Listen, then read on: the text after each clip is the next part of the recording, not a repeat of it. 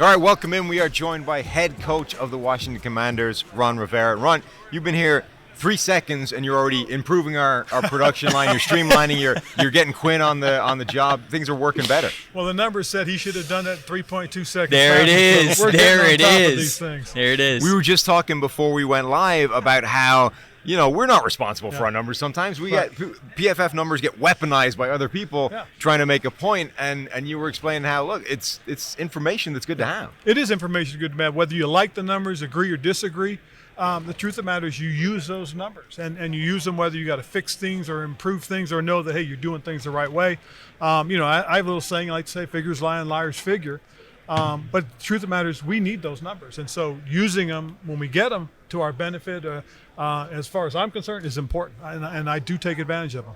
You guys made a big splash this offseason, getting Eric Bieniemy as your offensive coordinator, something I know that you're probably fired up about. And I just want to have you talk about the interview process with him, bringing him in, what your expectations are with him. And, it was such a publicized thing of somebody who is so accomplished from what he was able to do in Kansas City. But what are you looking forward to with EB? Well, I'm looking forward to those numbers. There you go. There you go. It was very positive. But, to that point, absolutely. He's had a lot of success. He's been involved with a lot of success. So right away he has instant credibility with people. He walks into the room and he commands their attention.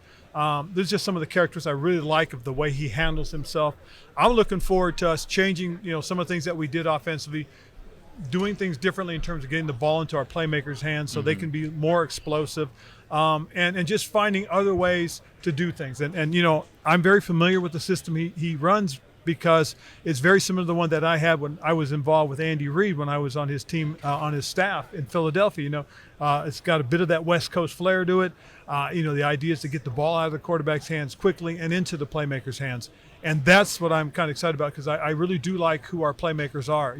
I think we have really good weapons at all the positions as far as tight end, running back, and wide receivers are concerned. You had the injury to Carson Wentz last season, and then when everybody got healthy, it felt like you were kind of riding the hot hand a little bit at quarterback. What went into the decision? What was the determining factor in figuring out who was going to be the starter for the rest of the year? Well, what happened for the most part was, with Taylor playing the way he was, things were really rolling nicely. And then he had a tough game against San Francisco.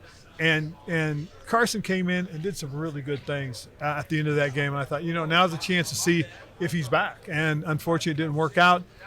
Then going into the Dallas game, my decision was, do I go back to Taylor or do I go ahead and give Sam Howell that opportunity? My initial thought was, let's wait. I'll play him a lot in the game a little bit later.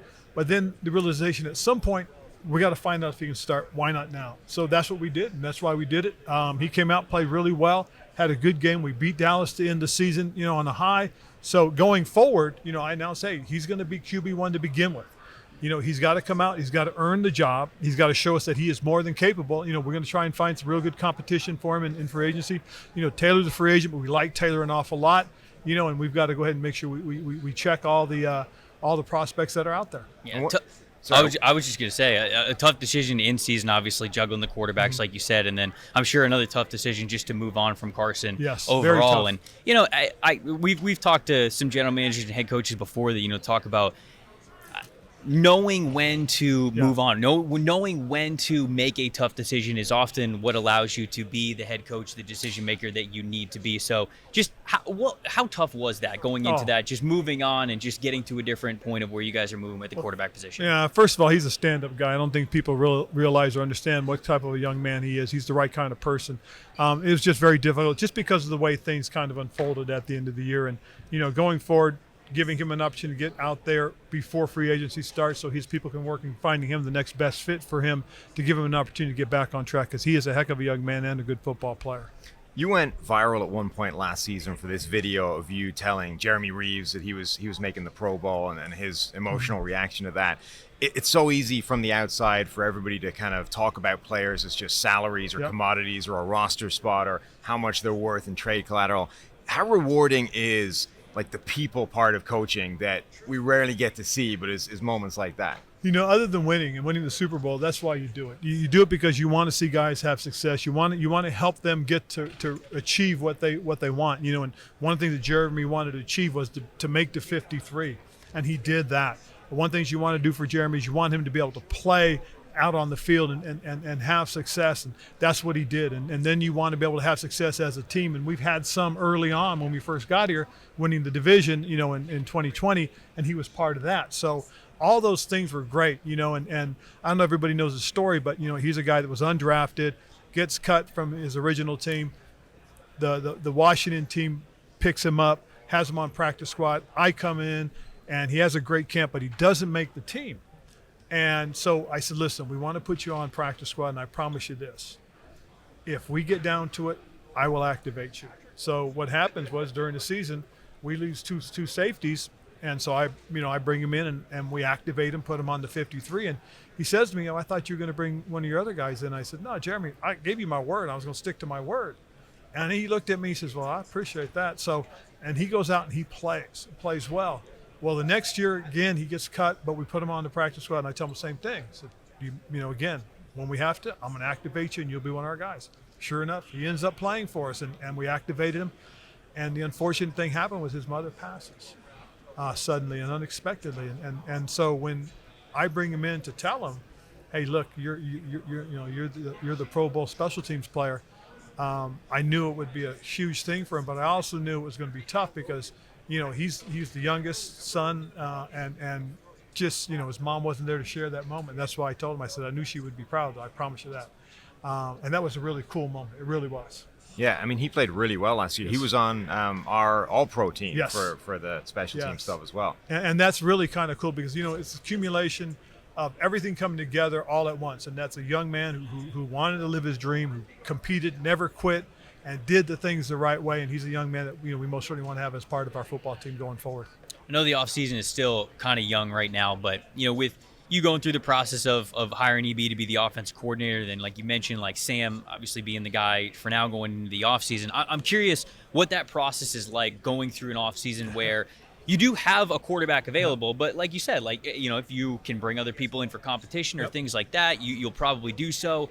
Was Sam somebody that you talked about with EB when you were going through the interview process? And then what is kind of you guys' thought process towards potential additions the rest of the way? What I did was I talked to every one of our coordinator candidates about him specifically. Okay. Just so everybody knew how we saw him, how we feel about him, and that we think he has the opportunity, the chance, and the ability to be the starting quarterback. But we weren't giving him anything. And so one of the things we talked about too was once we've done that, we've got to make sure we go out and find competition, veteran competition, guys that's going to come in and compete and push him, and maybe, who knows, maybe win the job, but at the same time, be there to compete. And if he doesn't get it, we got to believe this guy enough is going to go out, and then what he's going to do is he's going to accept, the situation that he is the backup, and that's what you're going to have to do. Now, again, I'm not precluding this guy the opportunity, if he does come in, whether it be Taylor or somebody else, that they can win that job. Did any of those candidates have strong takes on Sam Howell? Yes. Because we're talking about really small sample size guy. College was a very sort of unusual offense. What was some of the stuff you heard? But what I would have liked to seen is how you guys felt about him if he had come out the year before. Right. He was our number one quarterback correct. that time. Thank you. And that's one of the things that we fall back on, not just myself and our staff, but our scouting department, because when you go back and you look at the reports that were written about him, coming out of the 2020 season, you would say, dang, dude, could have been a first-round pick if he'd come out early. Yeah. So we looked at that, and we took that into consideration. And so when we went into the draft last year, we're sitting there looking at all these numbers, all these things about him. We kept saying, well, there's no way he's going to be there in the third round. Well, we go through and we fill our first three needs with our first three draft picks, and we felt very good about those guys.